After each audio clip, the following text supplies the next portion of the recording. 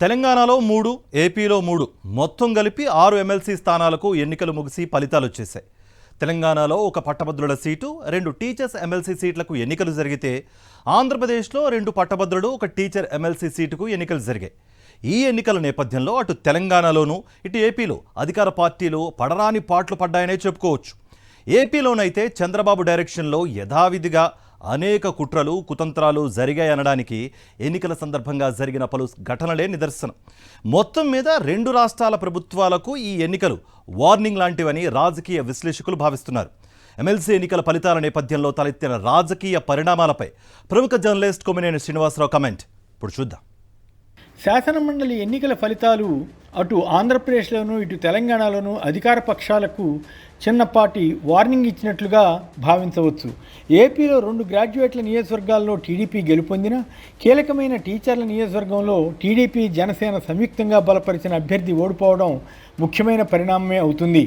ఉత్తరాంధ్ర టీచర్లలో కూటమి ప్రభుత్వంపై ఏర్పడిన అసంతృప్తిని ఈ ఫలితం బహిర్గతం చేస్తుంది.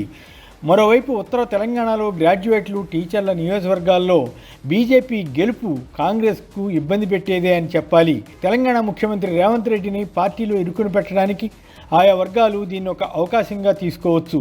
టీచర్ల నియోజకవర్గాల్లో జరిగిన పోటీలో కాంగ్రెస్ లేదు. అయినప్పటికీ కూడా బీజేపీ బహిరంగంగా బలపరిచిన వ్యక్తి గెలవడం మాత్రం అధికార పార్టీకి మంచి సంకేతం కాదు. తెలంగాణలో అధికారంలోకి రావాలని యత్నిస్తున్న బీజేపీకి ఇది కొంత ఉత్సాహాన్ని ఇస్తుంది. అయితే బీఆర్ఎస్ పోటీ చేయకపోవడం, ఎవరికి మద్దతు ఇవ్వకపోవడం వల్ల రాజకీయ సమీకరణలు భవిష్యత్తులో కూడా ఇలాగే ఉంటాయని చెప్పలేం. ఏపీ విషయానికి వస్తే ఉత్తరాంధ్రలో టీడీపీ జనసేన పార్టీలు బహిరంగంగానే ఏపీటీఎఫ్ చెందిన రఘువర్మకు మద్దతు ప్రకటించాయి. టీడీపీ జనసేనలు అధికారికంగానే ఆయన్ను బలపరిచాయి. కానీ బీజేపీ మాత్రం సపోర్ట్ చేయకపోవడం గమనించవలసిన అంశమే. వర్మను స్వతంత్ర అభ్యర్థిగా పోటీ చేసిన పీఆర్టీయూ నేత గాదే శ్రీనివాసనాయుడు ఓడించడంతో కూటమికి దిమ్మదిరిగినంత పనైంది. ప్రభుత్వ ఉద్యోగుల్లో ఏర్పడిన అసమ్మతికి ఇది నిదర్శనమన్న భావన ఏర్పడింది. గత జగన్ ప్రభుత్వంలో ప్రభుత్వ టీచర్లను టీడీపీ జనసేనలు విపరీతంగా రెచ్చగొట్టాయి. ప్రతి నెల మొదటి తేదీ కల్లా జీతాలు ఇవ్వడం లేదని, స్కూళ్లలో విద్యార్థుల అజమాయిషీ బాధ్యతలు అప్పగించి ఇబ్బంది పెడుతున్నారని దుష్ప్రచారం చేశాయి. సిపిఎస్ రద్దుపై పరిశీలన చేస్తామని, డిఏ బకాయిలు ఇస్తామని ఇలా రకరకాల హామీలను గుప్పించారు. విద్యా వ్యవస్థకు జగన్ ప్రభుత్వం ఎంతో గుర్తింపు తెచ్చినా ఒక ఐఏఎస్ అధికారి కొంత కఠినంగా వ్యవహరించారన్న అభిప్రాయం అప్పట్లో టీచర్లో ఉండేది. కూటమి అధికారంలోకి వచ్చిన తర్వాత తమకు ఇచ్చిన హామీలు నెరవేర్తాయని ఉద్యోగ ఉపాధ్యాయ వర్గాలు ఆశించాయి. పీఆర్సీ ఊసే ఎత్తలేదు. ఇక మధ్యంతర వృత్తికి ఆస్కారం ఎక్కడ ఉంటుంది? సిపిఎస్ బదులు జగన్ ప్రభుత్వం జీపీఎస్ తీసుకువస్తే విమర్శలు చేసిన టీడీపీ జనసేనలు ప్రభుత్వంలోకి వచ్చాక దాన్నే కొనసాగిస్తున్నాయి. అంతేకాక సూపర్ 6 పేరుతో ప్రజలను మోసం చేశారన్న భావన ఎటు ఉంది. రెడ్ బుక్ రాజ్యాంగం అమలు చేస్తూ ఏపీలో కూటమి సాగిస్తున్న ఉధ్వంసాన్ని, అరాచక పరిస్థితులను టీచర్లు గమనించి కూడా ఈ ఫలితాన్ని ఇచ్చారన్న విశ్లేషణలు వస్తున్నాయి. ఎన్నికల్లో తమకు వ్యతిరేకంగా టీచర్లు ఓటు వేస్తారని టీడీపీ నేతలు ఊహించలేకపోయారు. అందుకే బహిరంగంగా రఘువర్మకు మద్దతు ప్రకటించడమే కాకుండా మీడియా సమావేశాలు పెట్టి కూడా ప్రచారం చేశారు. తీరా ఓటమి చవిచూసిన తర్వాత వెంటనే టీడీపీ గాత్రం మార్చేసింది. గెలిచిన గాదే శ్రీనివాసనాయుడు కూడా తమ అభ్యర్థినని కొత్త వాదనను తెచ్చింది. దీంతో అంతా ఆశ్చర్యపోయారు. మంత్రి అచ్చెన్నాయుడు టీడీపీ 2 అభ్యర్థులకు మద్దతు ఇచ్చిందని చెప్పగా ఇక ఎల్లో మీడియా కూడా తమ లైన్ మార్చుకుంది.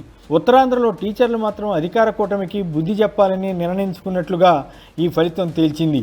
2 గ్రాడ్యుయేట్ నియోజకవర్గాల్లో కూటమి గెలిచిన ఉత్తరాంధ్రలో ఓటమి చంద్రబాబును అధికంగా కొంగదీస్తుంది.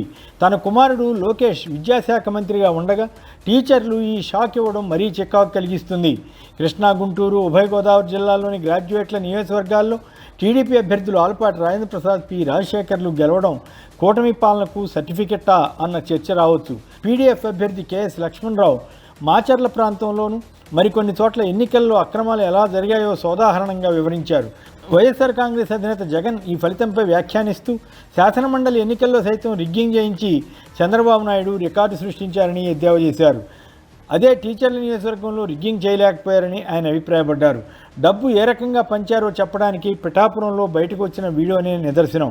మాచర్ల, మంగళగిరి వంటి ప్రాంతాల్లో కూటమి నేతలు పోలింగ్ స్టేషన్ల వద్ద అలజడి సృష్టించిన సంగతి తెలిసిందే.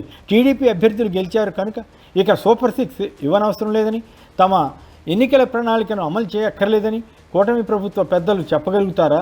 మండలి ఎన్నికల ఫలితాల వల్ల ఇప్పటికిప్పుడు ప్రభుత్వంలో వచ్చే మార్పు పెద్దగా ఉండదు, కానీ టీచర్లలో ఏర్పడిన వ్యతిరేకత సమాజంలో ఉన్న అశాంతికి అద్దం పడుతుందని చెప్పవచ్చు. ఉత్తర తెలంగాణలో టీచర్ల నియోజకవర్గంలో పోటీలో ఉన్న ఇద్దరు ముఖ్య అభ్యర్థులు భారీగా డబ్బు వ్యయం చేశారని ప్రచారం జరుగుతోంది. కేంద్ర మంత్రి బండి సంజయ్ ఈ ఎన్నికల్లో నిజాయితీ గెలిచిందని, మోడీ నాయకత్వానికి మద్దతు లభించిందని చెబితే చెప్పవచ్చు. గ్రాడ్యుయేట్ల నియోజకవర్గానికి ఇంతకుముందు సీనియర్ కాంగ్రెస్ నేత జీవన్ రెడ్డి ప్రాతినిధ్యం వహించారు. ఈసారి ఆయన పోటీ చేయలేదు. ఈ నేపథ్యంలో ఇక్కడ కాంగ్రెస్ అభ్యర్థి నరేందర్ రెడ్డి ఓడిపోవడం, బీజేపీ అభ్యర్థి అంజిరెడ్డి గెలవటం ఖచ్చితంగా కాంగ్రెస్కు షాక్ వంటిదేనని చెప్పక తప్పదు. ఇది ప్రభుత్వంపై ఉన్న అసంతృప్తిని కనబరుస్తుందన్న అభిప్రాయం ఏర్పడుతోంది. దీన్ని సరిదిద్దుకోకపోతే రేవంత్ నాయకత్వానికి కష్టాలు వచ్చే అవకాశం కూడా ఉంటుంది.